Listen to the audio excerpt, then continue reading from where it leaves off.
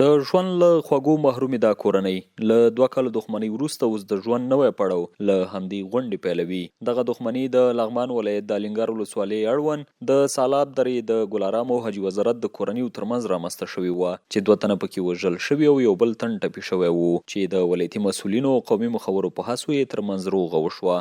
دغه دښمني تقریبا څه باندې 2 کاله کېږي او تقریبا په دې کې 2 کسان، یوه زنانه یو نوجوان هلک شهیدان شوي او یو کس پکې زخمی شوی و چې متاسفانه دواړو قومونو یو بل ته ډېر توغونه هم اړولي وو، د یو بل کورنۍ هم سوي وو، بانډې هم سوي وې.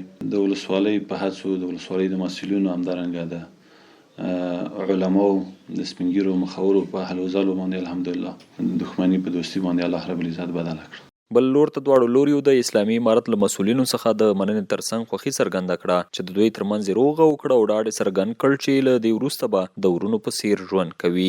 زمونږ او د حاجي وزارت په منځ کې دښمني پیدا شوی و. زما یو ورېنداره یو وراره چې 9 کلن و هغه شهادت رسولی و او زمونږ د ولسوالۍ په ارتباط، د امارت په ارتباط، د ولسوالۍ د نمایندګانو په ارتباط د والي صاحب هم راغلی و. هغوی په مخ کې الله ته موږ بس وسپاره بخښنه وکړه. امارت له خوا نه انشاءالله زموږ جوړه وسو، روغه وسو، مسلمانانو سلو زموږ وکوله، انشاءالله تاثر ته ورسېده. انشاءالله ټولو جان نه مننه کوي له خیره. انشاءالله عمر در عمر خوشحالي د امارت له خوا نه او امارت له خوا نه دعاګانې کوو تر قیامته انشاءالله خوشحاله یو. انشاءالله داسې به ژوند تېرو لکه ورونه. د یادونې وړ ده چې د اسلامي امارت له بیا واکمنېدو را په دې خوا د زرګونو کورنیو ترمنځ دښمني په دوستۍ بدلې شوي چې اوس په لمنځ کې د ورونو په څیر ژوند کوي.